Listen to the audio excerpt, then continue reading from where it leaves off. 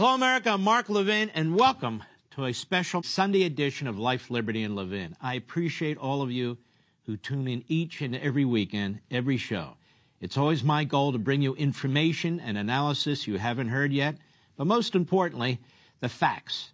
One of my favorite things about this show is I get to bring on my friends who are not only brilliant, but good people and patriots who love this country.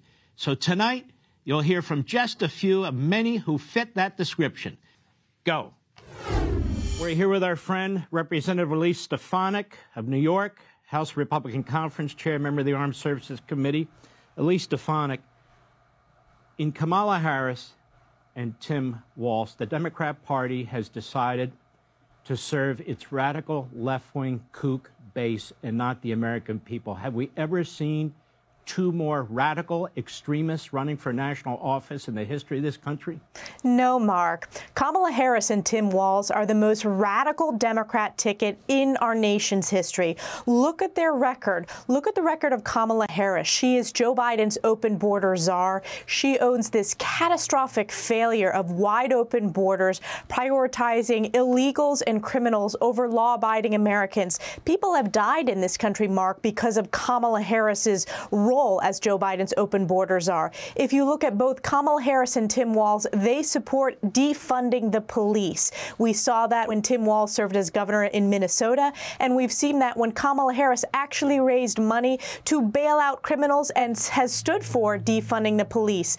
On top of that, this inflation crisis across our country, the deciding vote in the U.S. Senate was Kamala Harris while she was vice president for Joe Biden's Inflation Expansion Act. It's the most radical, most socialist Democrat ticket, and that's why it's so incredibly important that all Americans unify and elect President Donald Trump, who will save this country.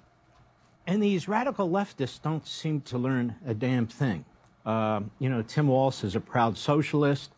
The fact is, so is Kamala Harris. They don't like to use the word, but that's exactly what they are. They're not capitalists. So her idea for fixing the economy is more spending.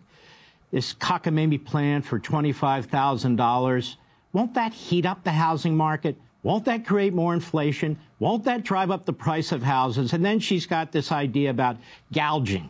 The packages are too small and so forth and so on. Let me ask you this, Congresswoman.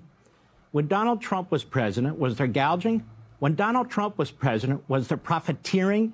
When Donald Trump was president, did we have massive inflation? People couldn't afford gasoline, couldn't afford food. Maybe the problem isn't the economy. Maybe the problem isn't businessmen and employees. Maybe the problem is them. Well, you're exactly right, Mark. And Americans have to ask themselves, were they better off 4 years ago? The answer was absolutely yes. If you look at the economic strength under President Trump, it was the strongest economy in modern history. You saw wage growth. You saw the highest number of individuals working. And yet we see unemployment ticking up under Joe Biden and Kamala Harris. And importantly, the single biggest economic stress and challenge right now is inflation. And it's a direct result of the trillions of dollars that was spent under Joe Biden working with Nancy Pelosi, Chuck Schumer, with Kamala Harris casting that deciding vote for the Inflation Expansion Act. No matter where you go in the country, Mark, whether it's my district in upstate New York, whether it's these key swing districts, key swing states like Wisconsin, Michigan, North Carolina, Georgia as well, people are concerned about inflation. They're struggling to buy groceries. They're struggling to make ends meet. They see utilities skyrocketing. You want to talk about Kamala Harris's economic policies.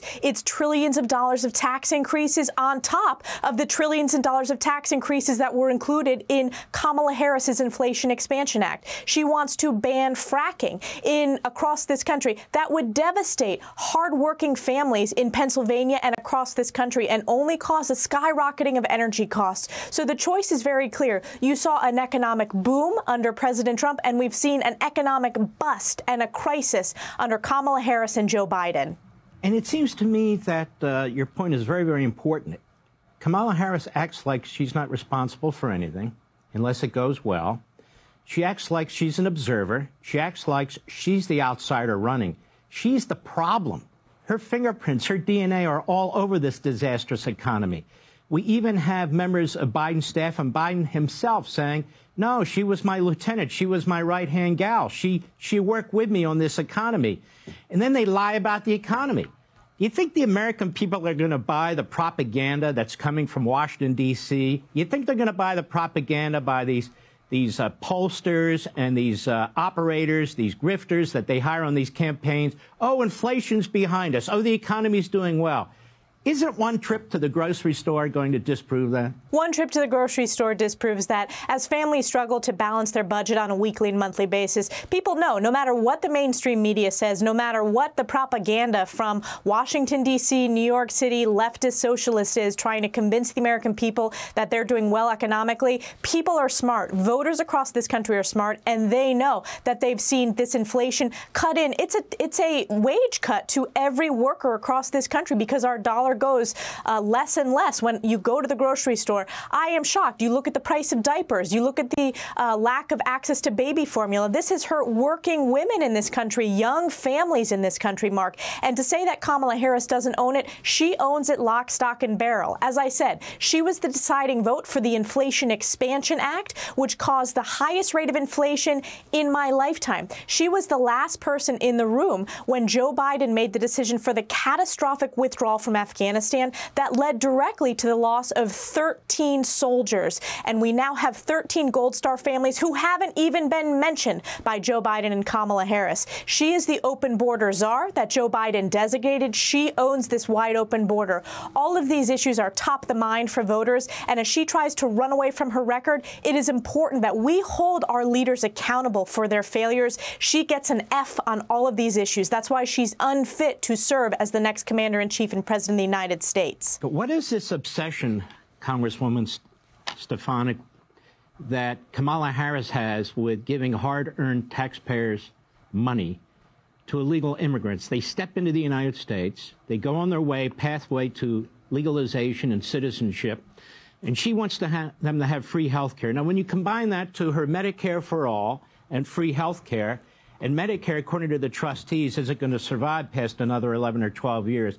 She will collapse the system with illegal aliens, meaning senior citizens today, senior citizens for the next 10 years, may not have Medicare. What's that all about? Well, again, this is how socialist Kamala Harris is. This is the most radical ticket, as you pointed out, Mark, and it's about putting Americans last. She is prioritizing illegal immigrants. She is prioritizing criminals. And ultimately, it's hardworking Americans that will foot the bill. That will be trillions of dollars of tax increases. You pointed out an important issue, and that is protecting and preserving Medicare for our seniors. It's Kamala Harris and Joe Biden that raided Medicare to pay for their green new scam deal in the Inflation Expansion Act. It's Kamala Harris who wants to cancel and take away your private health care insurance to put everyone on government insurance that will only increase health care costs. These are very serious issues for families who already are struggling to make ends meet.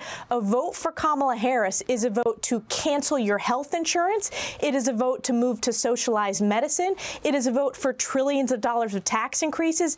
It is a vote for trillions of dollars going to illegal immigrants rather than American citizens. And as voters learn more about her positions, it is important that they know that that is what they're voting for. That is the choice this November, and that's why it's so important. You look at President Trump. He prioritizes hardworking American families. He is advocating for tax reductions, no tax on tips. That was his proposal that he will get done. He has a record of protecting and securing the border. He will deliver that again, and he will deliver economic strength for families and for seniors. You know, there's a difference between populism and Marxist populism. Donald Trump, in many respects, is a populist with a conservative core. That is, as was Reagan. We serve the people, not some group of people, not some stratum of people, the people.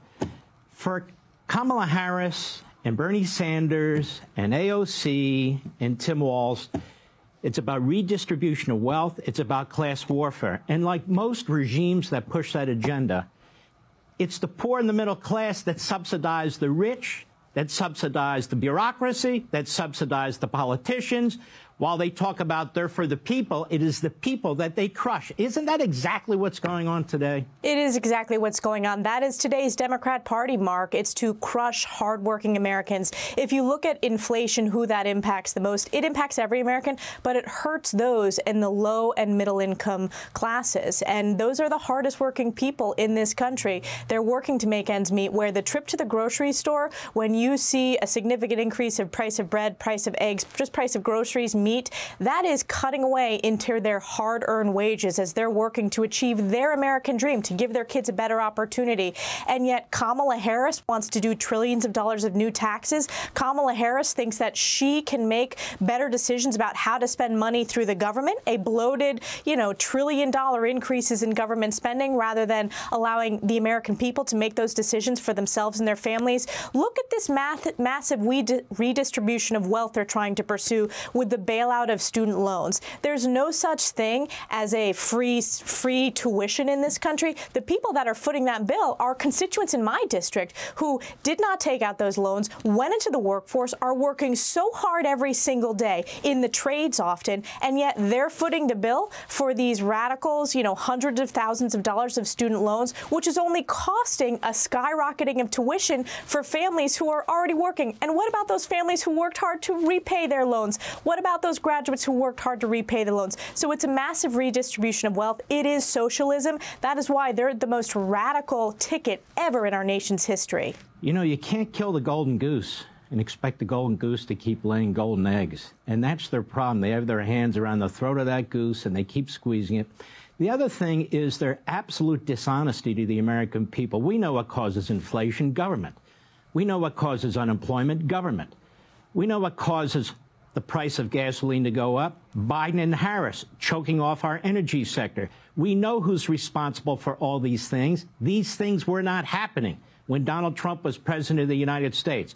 All of a sudden, businesses are gouging. All of a sudden, there's profiteering. All of a sudden, all these things are happening.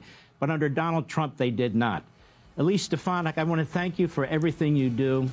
You're a great patriot. God bless you, my friend.